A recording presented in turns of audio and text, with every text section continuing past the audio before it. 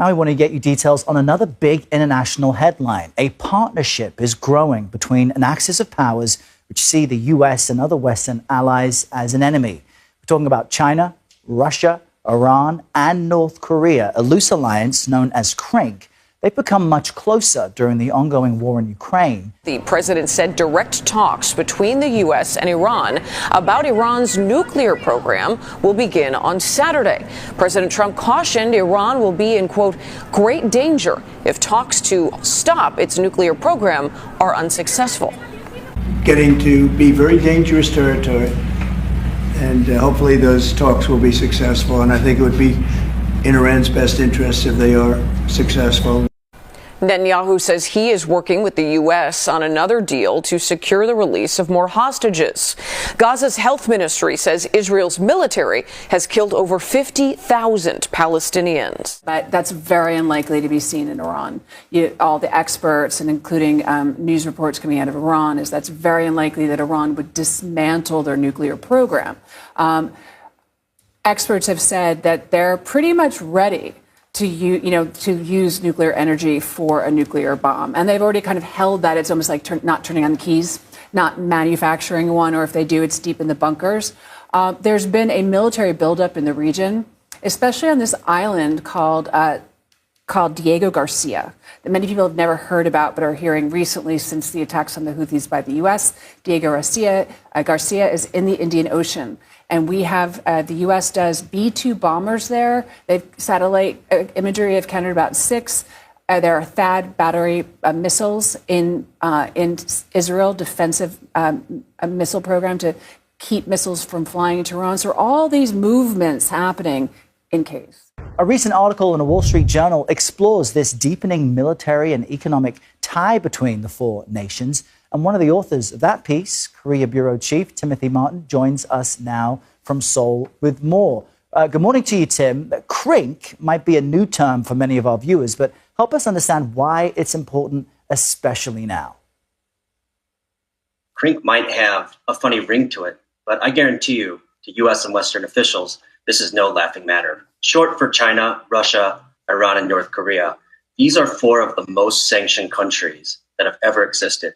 And what we've seen after the Ukraine war is increasing partnership, collaboration, collusion, and they're figuring out ways how to get around sanctions, to cooperate, work with one another in ways that the U.S. and the West cannot touch.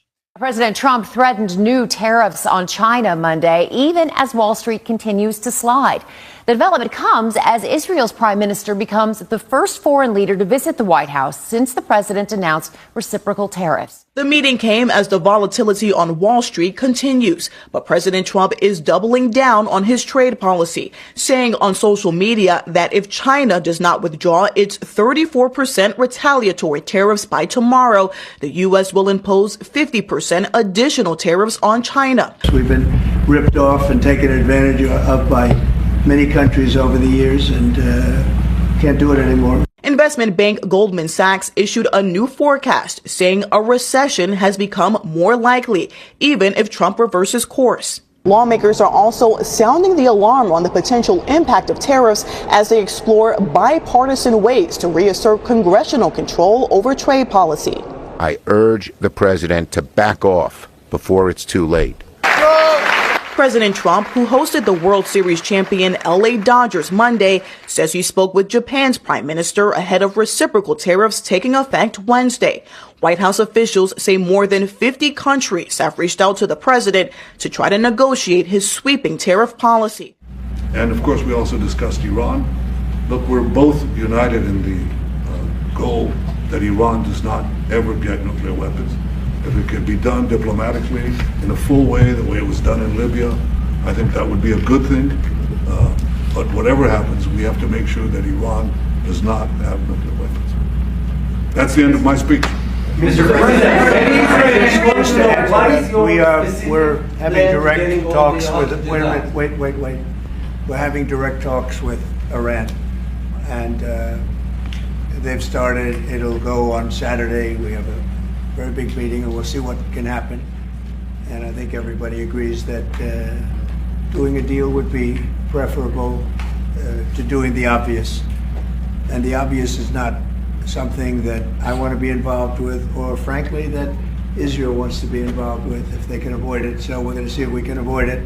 But it's getting to be very dangerous territory.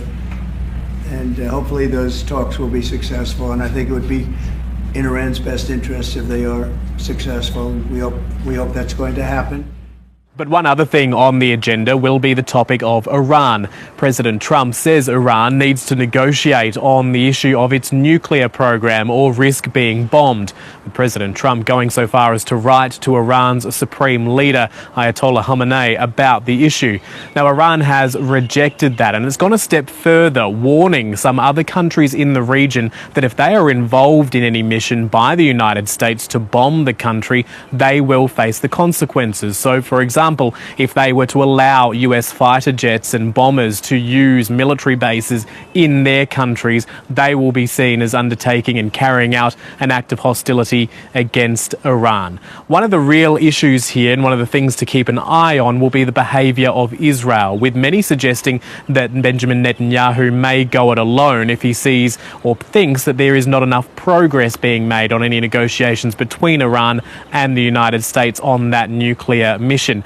And we know that in recent days, we've seen reports the United States has been trying to bolster Israel's air defences, moving anti-missile systems into the country here, just in case there's any retaliation from countries such as Iran. We heard from Prime Minister Netanyahu that said that he and Steve Witkoff, Trump's assigned special envoy in the Middle East, are working on another hostage deal to get that done. They talked about neighboring countries that would accept Palestinians should they choose to go there. But you're right in that President Trump did not say if he would remove the tariffs. I see it as an indication that he wants to see where this hostage deal goes first. But Netanyahu certainly is making that first step by saying they are, quote, eliminating outright the trade deficit between the U.S. and Israel. Aaron, what did the president say about the military budget as he and Elon Musk's Department of Government Efficiency work to cut down on federal costs? And what did the defense secretary say about the situation with the Houthi rebels in Yemen? Yeah, primarily when it comes to the Houthis, Secretary Hegseth said that they would not stop, that they would be relentless, and wanted to send a message to Iran to no longer remotely support the Houthis. So that's what I heard from that.